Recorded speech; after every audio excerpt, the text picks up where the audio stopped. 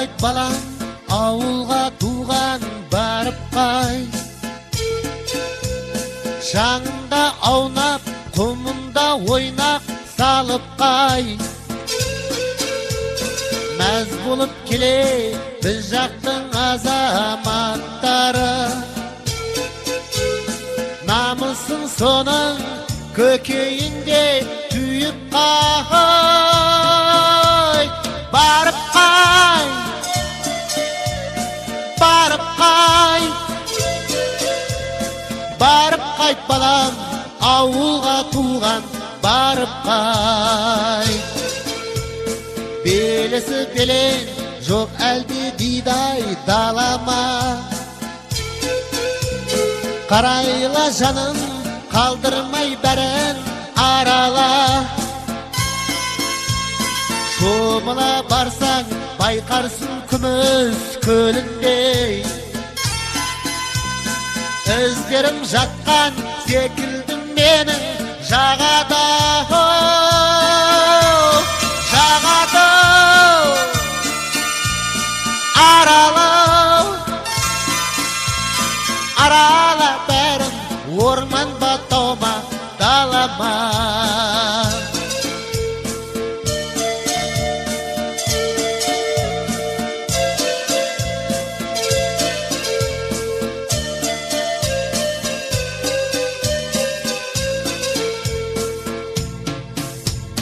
Болат деп қандай сұраушы едің жайлауды.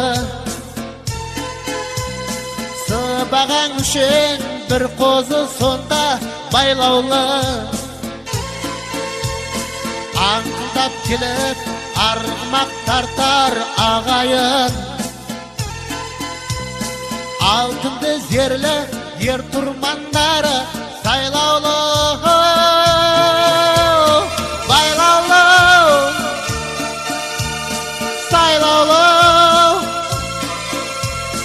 Көзіңмен өзің қайтарсын көріп жайлауды. Ауылың жайлы қиялың менен белесің. Айналып шыңға ғажайып күйге енесің.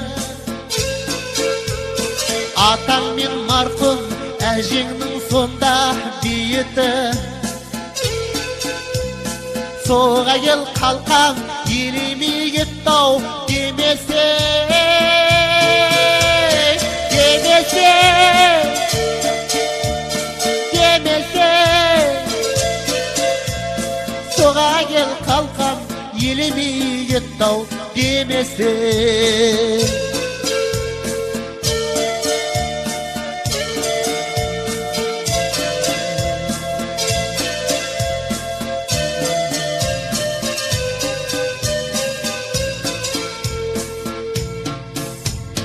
Басына барсаң, сауып кетпей ерте бар.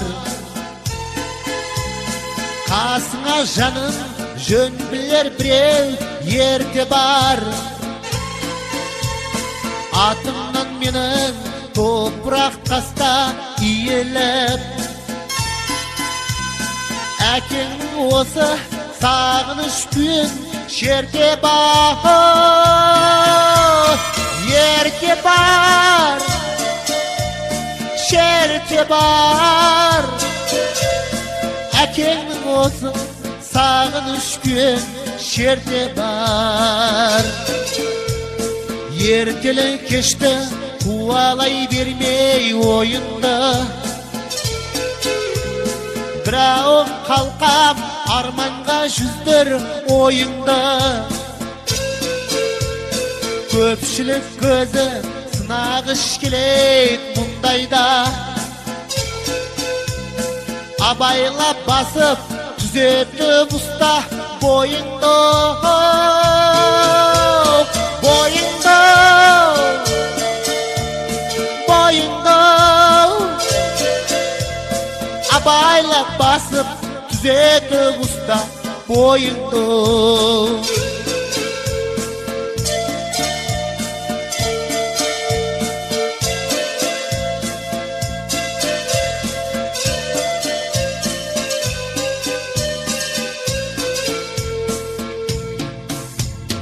Barıp qayt balam, ауылға туған, barıp qayt.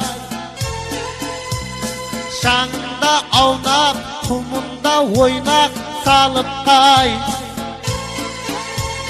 Біз жақтың қызы, әдепті келейік құлыным. Жарық кетіп жаның, жанарың шоқ боп, қарып qayt. Барып qayt, барып qayt, барып qayt балам, ауылға туған, барып qayt.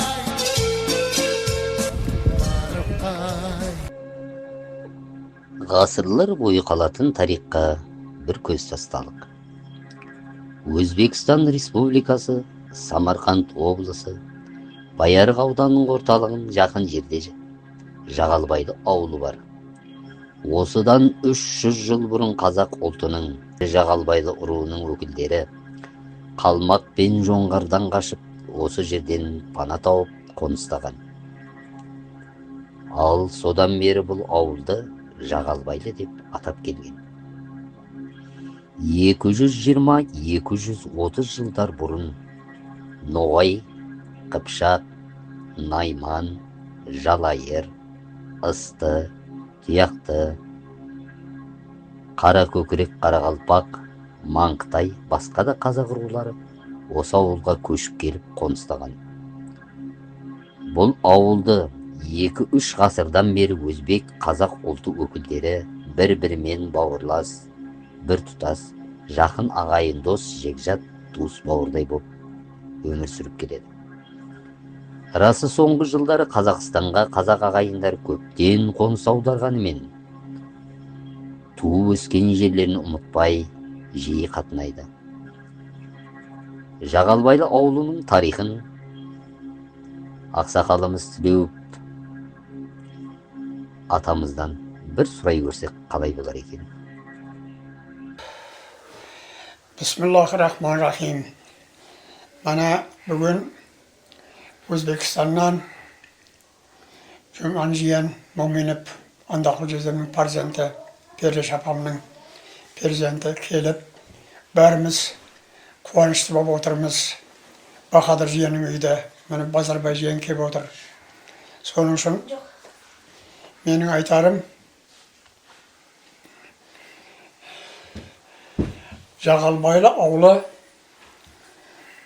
баяғыда бұдан 200 жыл бұрын қып-қызыл шөл барекер болған. Сөйтіп, сөйерге бірінші 200 жылдан зиятырақ уақыт бұрын Жағалбайлы ұру көшіп келген. Олар 210-220 жыл бұрын Жағалбайлыға, біздің ауылға барып отырған олар. Сөйерге, неге су, барекер, малдың жері.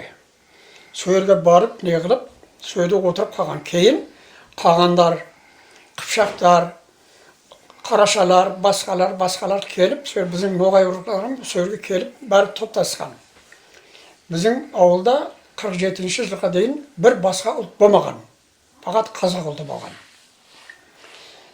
47-ші жылдан кейін біздің жеріміз жақсы, таза жер. Таза жер. Не ексің, не шөп сұқсан көгереді. Сөйтіп, өрді өніп өстік.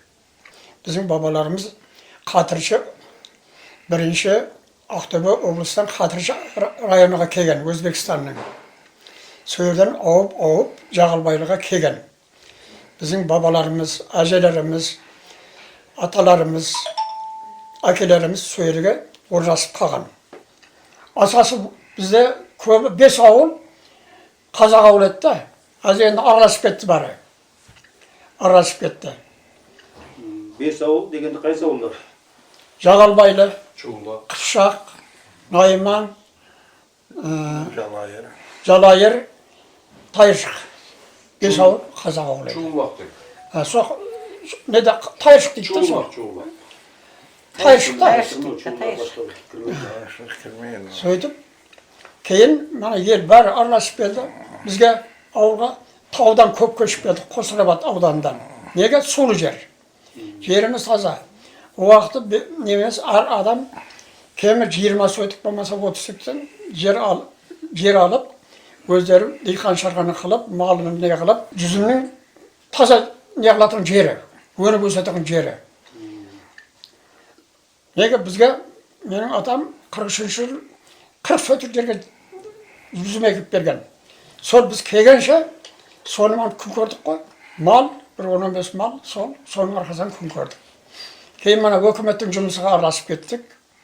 Söydüp, Söyürden 2000 yılga дейін men hükümetin жұмысыда жұмыс істедім. Содан кейін пенсияға шықтым. Men 4 atamды білем. Sanab ötün şılartağa? Ең үлкен atamız Meldebi деген kişi болған. Meldebi'дің Есенгелді деген баласы болған.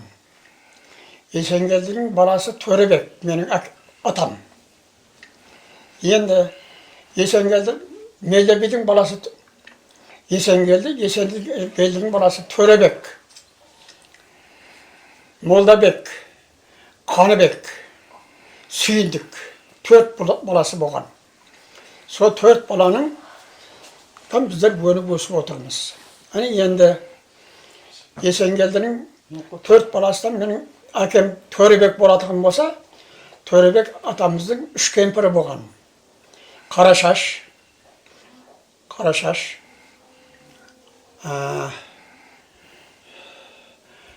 Қамбар, Жақсыгүл.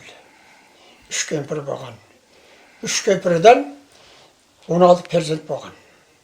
16 перзент болған. Менің әкем ең үлкен әжеміз Қарашаштың перзенті, Байбішесінің. Байбішесінің 2 баласы болған. Құрбанбек, Адырбек деген. Құрбанбек менің әкемнің ағасы. Жаңағы соғыс басталғаннан кейін, ол басталған кезде жаңағы Құрбанбек ағамыз соғысқа кеткен. 41 жылы. Польшада қайтыс болған өкісі. 43 жылы. Менің әкем 45 жылдың Адырбек 43 жылы соғысқа кетіп, мына Түркменстанның Мари деген қаласы бар. Сол Марида 3 ай подготовкадан өтіп, кейін соғысқа кеткен. Соғысқа кіріскеннен кейін, жаңа Польшаның шекарасы Львов қаласында, бұл кісі 45 жылы Сөйерде оқ жеп қайтып не болады? Ауыр жарақат алып, госпитальға түседі. 6 ай госпитальда жатқаннан кейін, бұл кісі соғысқа жарамайды деп, пойызбен қайтарып береді ауылға. 46 жылда айда ауылда қайтыс болады ол кісі. Мен атадан жалғызбын. Құдайға мың қада шүкір. 3 перзентім бар. Үшеуден 15 неберем бар. 9 неберем бар, 15 шеберем бар. Міне осы жерде Түркістан облысы Ордабасы ауданы Шұбарсу елді мекенінде өмір сүріп жатырмыз. Мына інілер барып қоймағаннан кейін көшіп келдік біз. Сол. Соны Құдайға шүкір. Неберелер, балдар бәрі жұмыс істеп, өкіметтің жұмысы істеп жатыр. Құдайға мың қатты шүкір көшіп. Жақсыгүл әжемізден 3 перзент болған. Махан үлкені, Неспелі, кенжесі Переш апам. Махан ағамыз 42 жылы соғысқа кетіп, соғыста қайтыс болады. Неспелі апамыз ортаншы перзенті, мынау Мақтарал ауданының Ильич поселкесіне келіп, сөйерде өмір сүреді. Олардың перзенттері, неберелері, шөберелері сөйерде өсіп жатыр. Ал Переш апамның перзенті үлкені Жұман жиен, Люба, Тұрсынай, Инабат, Асел. 3 қыз апамнан қалды, жездемнен, андағы жездемнен. Бұлардан бары өніп өсіп. Жиенімнің перзенттері өніп өсіп жатыр. Торқын жиен, Еркін жиен, Люба жиен, Маузы жиен, Гүлі жиен, бұлар бәрі өніп өсіп, Өзбекстанда өмір сүріп жатыр. Құдайға мың қатты шүкір. Тұрсынай жиенім, міне Маңғытайға köyге шығып, бұларым бізден алдын бұлар кеп қойды Қазақстанға. Құдайға шүкір, барымыз бір жерге түсіппіз. Бір жерге түсіппіз. Жақсы. Бару келіміз, Құдайға шүкір, мың қата шүкір жақсы. Бұларым өніп өсіп, балдары, неберелі өніп өсіп, азамат елге қызмет қылып жатыр. Құрбанбек ағамыздан бір қыз қалды, Меруерт апа. Ол кісі жаңағы мен айттым ғой, Польшада қайтыс болды деп, соғыста. Ол кісіден бір қыз қалды. Бір қыз Меруерт апамыз, олар Найман әулетіге түсті ол кісі. Мардебек деген жездеміз бар еді. Оның екі ұл, бір қызы бар еді. Үлкен баласы өніп өсті, ондан бала шаға қалды. Өзі Сырдарияда қайтыс болып кетті. Кенже баласы Ахмет Жиен. Олам Самарқанда сельхоз институты бітіріп, колхозда 25 жылға жақын жұмыс істеп, сол колхоз неғаннан кейін сөйлеп, неғып, пенсияға шығып, Жағалбайдыда отыр әзір. Мынаның көрші, Жұман жерінің көршісі. Оның бір баласы, қыздары бар, өніп өсіп, сол Жағалбайдыда отыр бәрі. Мен айттым бағана, жаңағы Есенгелді атамыздың 4 перзенті болған. 4 перзенті. Төребек, Молдабек, Қаныбек, Сүйіндік. Төребектен тараған біздер. Молдабектен тараған, Есенгелден тараған Молдабек, Қаныбек. Сүйіндіктен тараған 2 бала бар, Әлмен, Жәлмен деген. Енді Төребектен тарағанда айтағатын болсам, жаңа мен айттым. Біз барлығымыз Ноға әулеті неден Ақтөбе облысыдан бірінші барып Қатыршы ауданға барған. Малдың арқасынан жаңа Алғадарға соғыс болған, болысқа болған, Қалмақ, Жоңғар дегендер көп бізді не қылған? Қазақты әуре қылған, жерге таласып. Сөйтіп, жан сақтап, сояққа барған. Одан кейін жаңағы ауып Жағалбайлыға келген бұлар. 210-220 жыл болған бұлардың келгеніге. Ал енді жаңағы екінші баласы Молдабек болса, Молдабектен Жанибек атамыз бір өзі қалды. Қаныбектен бір бала қалды, Әбу Бәкір. Енді Жанибек атам 3 балалы болды, 3 баласы. Екеуі дүниеден өтті, екеуден ұрпақ қалмады. Ашырбек деген ортаншы баласы, мына өзіміздің әзірге жаңа талапта көшіп келіп, өзіміздің Қазақстан, мына Шымкент облысының несіге көшіп келіп, сөйерді. Олан бейшара дүниеден өтіп кетті, lekin 5 баласы бар, 5 баласы өшерді, өніп өсіп жатыр. Енді Әбу Бәкір көкеміз, ненің баласы, Қаныбектің баласы. Ол кісі ауып барып, Пастарғанға барып тұрып, Пастарғанда Қайырма деген ауыл бар, Қазақ ауыл бар. Сөйерде өніп өсіп, 3 баласы бар, 5 қызы бар. Бар сөйерде өніп өсіп жатыр. Олардың біреуен бізге келген жоқ. Бұяқа. Сөйерде бар жаңа ауыл, өйрен сулы жер, мақтаның жері, егіннің жері. Енді екінші кемпірі Нартай апамыздан. 4 қыз, 1 ұл болған. Болдық апа, Анар апа, Базаргүл апа, және біреуінің аты неседі. 4 қыз. Кенжесі Нарбек, менің ағам. О кісім 49 жылы армияға барып келіп, сол районда 20 жылға жақын райсоветтің бастығы болды.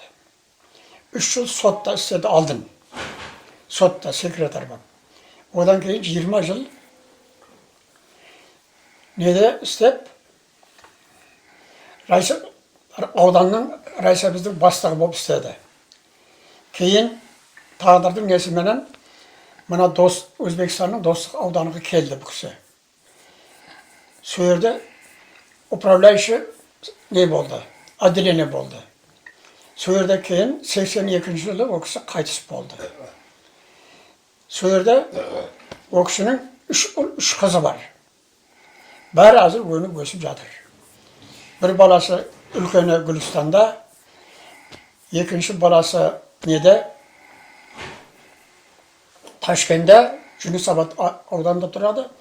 Үшінші баласы ем жаңағы Гүлістанның өзінде тұрады. Мырзабек, ортаншы Айбек, кенжесі Ұлықбек. Ұлықбек ініміз біраз жыл болды, қайтыс болды. Оның перзенттері, небірелері өліп өсіп жатыр қазір. Сол. Одан кейін жаңағы Жақсыгүл әжемізден мен бағана айттым, 3 бала болған, 3 перзент болған. Маған үлкені жігіт. Ол соғысқа кетіп, соғысқа қайтыс болып кеткен ол кісі. Одан кейін Несіпел апам, ортаншысы. Ол кісі Мақтарал ауданының, қазір Мақтарал ауданының несі келіп өмір сүріп, 3 ұл, 3 қызы бар, 3 баласы ем үйлі жайлы болды, бірақ апам бейшара өтіп кетті дүниеден. Балдары ем өтіп кетті. Әзір неберелері, шөберелері сол Мақтаралдың Ильш поселкасында өніп өсіп жатыр. Бәрі тыныш аман. Пернеш апамнан ондағы жерден соғысы қатты разведка болған, разведкашы болған. Немістің офицеріне бір өзі қолға қалған. Көрдің бе? Бір өзі сол. Бәрі қашып кеткен алдыдағылары. Мен жездем айтып отырар еді, қолым қалтырайды дейді, қолымда пістолет дейді, қалтырайды дейді. Қорқып тұрмын, қашсам өлемін дейді. Соны дейді, сөйтіп ұстап, маңайға тірегеннен кейін жаңағын әкеп штабқа тапсырдым дейді. Сондай айтып отырар еді бейшара. О, жездем өткір кісі еді. Ондағы жездем бейшара. Жай жанатта болсын, бірақ көп өмір сүру керек еді. Соғыстың зардабы болды ма, не қылды ма? Өзіміз ауылда қайтыс болды да кейін. Жұман жиен, Базарбай жиен, Суан жиен, келгендерім үшін рахмет. Менің ең жақын кісілерім сендер. Міне бізді жоқтап, сонша жолдан кепсіңдер. Үлкен рахмет. Бірінші ретте еліміз аман болсын. Жұртымыз тыныш болсын. Айтқаныңыз келсін. Еліміз мәңгілік болсын. Рахмет. Өзбекстаннан Қазақстан ешқашан айырылмасын. Ынтымақтығы мәңгілік болсын. Барлығымыз өніп өсейік. Барлығының отбасыңда тыныштық, аманшылық, денсаулығын берсін Алла тағала. Қарыларға иман берсін, жастарға бақытты баянды өмір берсін. Барлығымыздың тапқанымыз жақсылыққа бұйырсын. Рахмат таға, авалам бар мана сіздерге, шешемге, келінерге, Асылбекке. Juda katta rahmat mana tuzlaringizni yedik.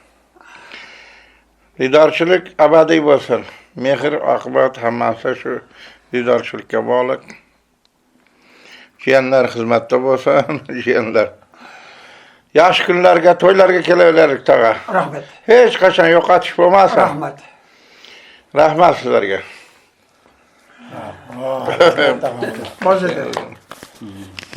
Hava ne diyeyim dedim sağ olsun. Cenşemeden baktı olunuzlar. Baldar devirlerden kızını göreveriniz bari. Rahmet. Denleriniz sağ olsun. Rahmet. Dastarkanınız aşık olsun kay vakti olsa. Ha Cenşem. Özbekistan'dan Kazakistan'a bizde izlep kelgenleriniz için katta rahmet. Sizler için yeşilimiz daim açık. Жақсылық күнімізге, той тамашамызға келе беріңіздер. Rahmat. Дастарханымыз әмші ішінде жақсылыққа жайылсын. Жақсылық күндеріміз көп болсын, мына бала шағаларымыз аман болсын. Құда қаласа небере чөберелері той қылсақ келе беріңіздер. Tüm satkan günü keleveremiz, toyga ma. Başa kep жоқ. Fakat toylarga keleverek. Сіздердің келгендеріңізге біз қуаныштымыз. Дендеріңіз сау болсын, барыс келісіміз үзілмесін. Rahmat. Көп yaşamak. Kelinler düşüreverinler, toylar kılaverinler. Asılbek Айтамыз, Ayt. Ne aldınız? Сол, қуаныштымыз келгендеріңізге. Барлық еліміз үзілмесін. Келе беріңіздер, bize қызметте жүре берейік. Барлығына жақсылық болсын. Сау.